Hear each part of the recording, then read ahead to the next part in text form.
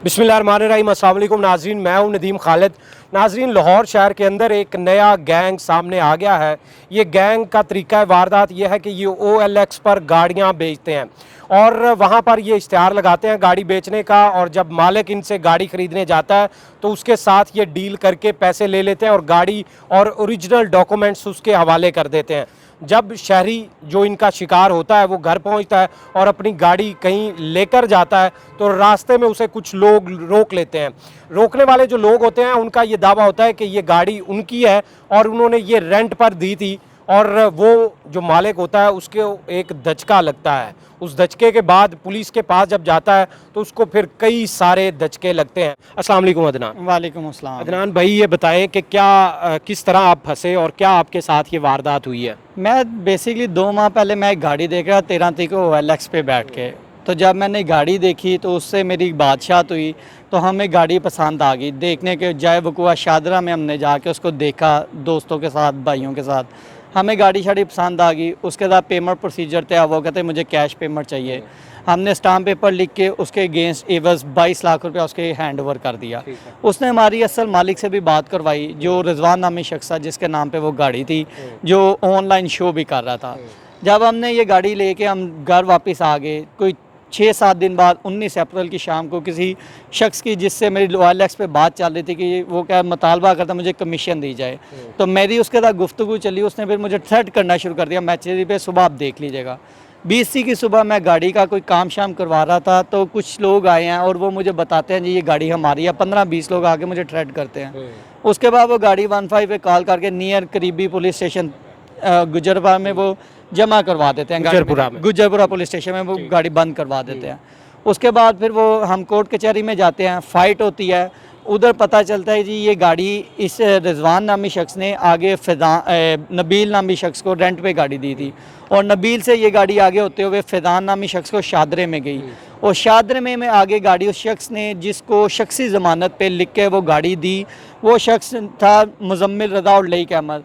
मुज़म्मिल रज़ा पे जब हमने ट्रैकिंग की, बाद में पता चला मुज़म्मिल पे पहले ही कोई 13 पर्चे हैं, और जो लईक अहमद शख्स है उस पर 9 पर्चे हैं। किस नोयत के पर्चे? इन्हीं के मुख्तलिफ़ किस्म के फ्रॉड के, डकैती के, मुख्तलिफ़ किस्मों के इनके पर्चे हैं, गाड़ियों के 2 नंबर कागजात के।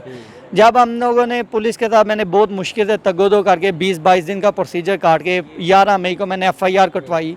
उसके बाद मेरे ऑफिसर जो थे, इंचार्ज ऑफिसर, 28 मई को वो नए आए हैं, शाहिद अली साहब।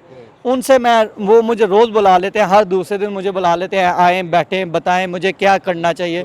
वो मेरे से सवाल कर रहे होते हैं कि हम क्या करें। जब मैं उनसे रिक्वेस्ट करता हूं कि सर मेरा नुकसान हो गया, हम इसको कैसे रिकवर, वो कहते हैं नहीं इंतज़ार करो, मैं बड़ी मछली का इंतज़ार कर रहा हूँ। जबकि जो रेंटल वाला शख्स है फैज़ान, वो ख़ुद आके कह के गया जी मैंने 2 नंबर अंगूठे दस्तखत करवा के मैंने ये गाड़ी मुज़म्मिल और लाइक अहमद को दी हुई है। तो अभी भी वो हमारे ऑफिसर जो हैं वो कहते हैं नहीं जी मेरे पास कोई पक्का सबूत आना चाहिए, ये सबूत मुझे उन मुलजिम को पकड़ने के लिए नाकाफ़ी है। और जो मेरे एक पर्चे में जिस शख्स को मैंने एक नामजद किया हुआ है उसका नाम हमज़ा उर्फ बिलावल है, उसके वालिद साहब खुद ASI हैं और ऑन ड्यूटी वो वर्किंग में है, तो वो उसकी पुष्ट पनाही करते हैं। जब हमारी परसों DSP साहब से मुलाकात हुई तो उधर एक और शख्स मुतासरा मिला जो पिछले साल इसी शख्स के थ्रू वो डसा गया था, उसका भी गाड़ी की नोयत का पर्चा था। तो मेरा हुकाम बाला से सवाल है कि अगर हम पुलिस ही उनको पुष्ट पनाही कर रही है, उसके वालिद अपने बेटे को पुष्ट पनाही कर रहे हैं, तो वो कैसे हम जैसे गरीब लोग कैसे उसमें अफोर्ड करेंगे, कैसे उसमें स्टे कर पाएंगे? बिल्कुल सही। नाज़रीन, मेरे साथ दूसरे शहरी भी मौजूद हैं जो जिनको आप मुतासरा नहीं कह सकते, जो कि इनके जाल में फंस के समझे कि निकल आए और उनको पकड़ भी लिया। पकड़वाया कैसे और ये गैंग तक पहुंचे कैसे, फ़ाहद साहब की ज़ुबानी जानेंगे। फ़ाहद साहब बताएं कि आपने ये इन मुलजमान को कैसे पकड़ा, आपके पास ये इन्फॉर्मेशन थी, ये फ्रॉड था, OLX से कहाँ से ढूंढा? ये अदनान भाई मेरे बेसिकली कज़न हैं, इन्होंने मेरे से शेयर किया था ये मामला मेरे चल रहे हैं। मेरा बेसिकली गाड़ियों का बिज़नेस है, तो मैं घर ऐसे बैठा था, तो मैंने पहले 2-4 दफ़ा इनके साथ मैं थाने गया हूँ। IO साहब जो उनसे थे वो मेटाल मटोल से काम ले रहे थे, वो रेंट वाले को भी नहीं बुला रहे थे। तो मैंने सोचा यार अपनी मदद आपके तहत ही कुछ करना पड़ेगा, तो मैंने OLX पे ना ऐड शदारा की लोकेशन ऐड करके डाले, जिसपे इन्होंने ये गाड़ी लगाई थी XLI फॉर सेल के लिए, जबकि गाड़ी एल्टस थी। ठीक है, ऑटोमेटिक गियर थे इसके, क्रूज़ कंट्रोल वगैरह से। मैं कहा यार ये गाड़ी फेक लग रही है, ऊपर से इसका सारा इंटीरियर ब्लैक था। ठीक है, मैं गाड़ियों के मतलब कुछ जानता हूँ, मैं कहा यार ये तो मुझे नॉन कस्टम लग रही है गाड़ी, पाकिस्तान की है ही नहीं, लोकेशन भी शादरा की। अल्लाह ताला ने मेरे दिमाग में डाला कि भाई कुछ काम बन सकता है, तो मैंने उस बंदे का फ़ोन नंबर लिया, उससे बात की, मैंने पूछा यार इसका इंजन कितने सीसी है, वो कहता है 1300 या 1400 सीसी इंजन होगा। उस बंदे को यही इल्म नहीं था कि 1400 सीसी इंजन होता ही नहीं है। मेरे माइंड में क्लू आया कि यार ये बंदा शादरा का है।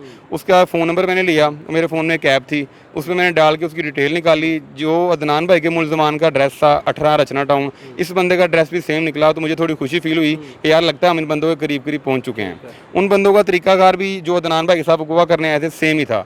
ये भी मुझे कह रहे थे मैं पैसे कैश चाहिए, मैंने उनके आगे जाल बिछाया, मैंने कहा भाई मैं पैसे कैश ही लेके आऊँगा, सुबह मैं आपके पास आता हूँ। उनका टाइम मेरी उनके साथ OLX पे चैट होगी सारी, वो सारे एविडेंस मेरे पास मौजूद हैं। मैंने उनको शदारा शेल के पंप पे बुला लिया, मैं अपने एक दोस्त के साथ चला गया शदारा पंप पे।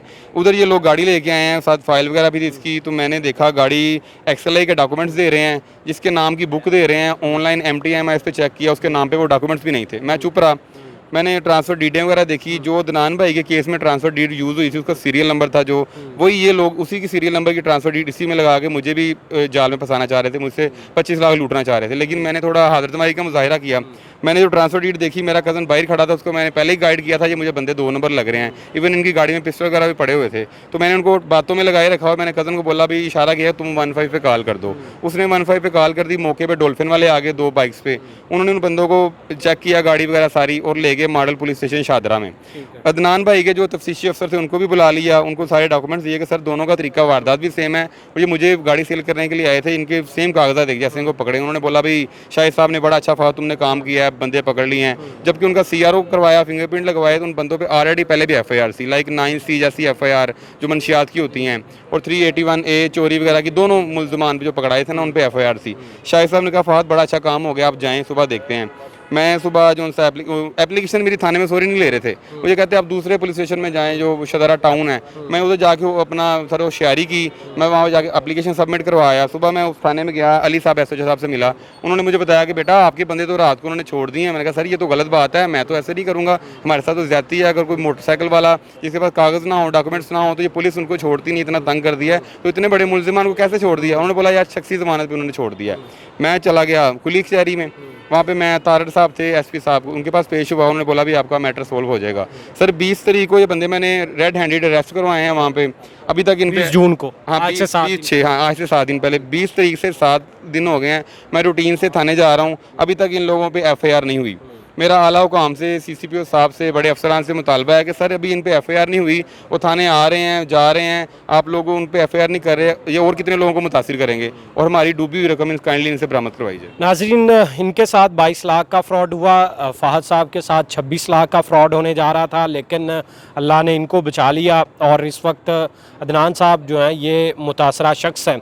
लेकिन आपने देखा कि नाजरीन किस तरह हमारी पुलिस किस तरह के डिलेइंग टैक्टिक्स का इस्तेमाल करते हुए एक शहरी को ही उल्टा जलील कर देती है कि जिसकी रकम फंस गई है और वो पहले ही इतनी टेंशन में है, उसने रकम जैसे तैसे करके दी थी, अपनी कमाई में से दी थी, और उसको पुलिस ने तहफ़्फ़ुज़ देना था, क्योंकि जान माल का जो तहफ़्फ़ुज़ है वो पुलिस के पास है, तो उनके माल का तहफ़्फ़ुज़ भी पुलिस की जिम्मेदारी थी। लेकिन कोई चोर, कोई डाकू, कोई लुटेरा, कोई फ्राडिया, कोई नौसरबाज जब इस तरह की वारदात डालता है तो उसके खिलाफ पुलिस ने ही कार्रवाई करना होती है। लेकिन पुलिस किस तरह कार्रवाई कर रही है ये आपने देख लिया, ये आपने सुन भी लिया।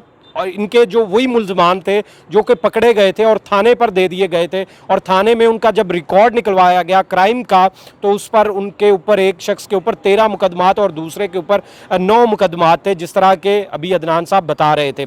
इतने मुकदमात होने के बावजूद भी एक ऐसे शख्स को जो कि क्रिमिनल है और एक प्रॉपर रिकॉर्ड रखने वाला क्रिमिनल है, उसको पुलिस शख्सी ज़मानत पर छोड़ देती है। और शहरी अब उनको दोबारा पकड़ने के लिए रोज़ एक सरकारी अफसर के दफ्तर से उठ के दूसरे सरकारी दफ्तर में जा रहे होते हैं। कभी ASP ने बुला लिया, DSP ने बुला लिया, कभी SP ने बुला लिया, कभी IO ने बुला लिया, यानी कि उल्टा जलीलो खार करके रख दिया गया है। इस वक्त इनसे जानते हैं कि क्या आपका मुतालबा क्या है। फा साहब ये बताएं कि क्या आप डिमांड करते हैं इस वक्त जो पुलिस के आला अफसरान हैं उनसे। सर मेरी CCPO साहब से दरख्वास्त है कि शाहिद साहब ने बंदों को पकड़ा था, इन्होंने अपने ऐड से ये 2 गाड़ियां लगाई हुई थी।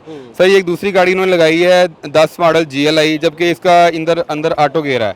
ठीक है। ये भी गाड़ी नॉन कस्टम है, पाकिस्तान में 10 मॉडल में ये ऑटो गियर आता नहीं, एल्टस गाड़ी में आता है। मैंने शाहिद साहब से बोला कि सर इनके फ़ोन में से डिटेल निकाल लें, ये दूसरी गाड़ी भी रिकवर करें, जबकि शाहिद साहब ने शख्सी ज़माने पे छोड़ दिया, उनके फ़ोन भी दे दिए। उन मुलजमान ने साहब क्या है ASI हैं जो इनके केस के दनान भाई की, उन्होंने उनको छोड़ दिया, उन्होंने अपने फ़ोन से ये ऐड भी हटा दिया है, जबकि मेरे पास प्रूफ मौजूद हैं। ये भी गाड़ी पुलिस रिकवर करें, किस चीज़ की देर कर रहे हैं, वो हमारे पैसे रिकवर करा के दें, इनको कैफर किरदार तक पहुँचाएँ।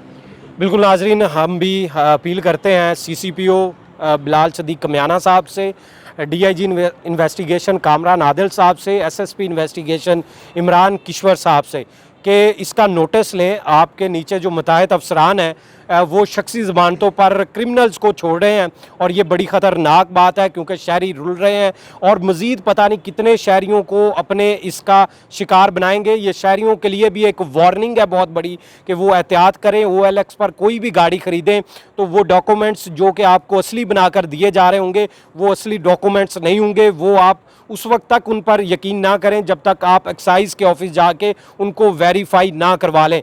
फ़िलहाल इतना ही, मुझे दें इजाज़त, अल्लाह निगहबान।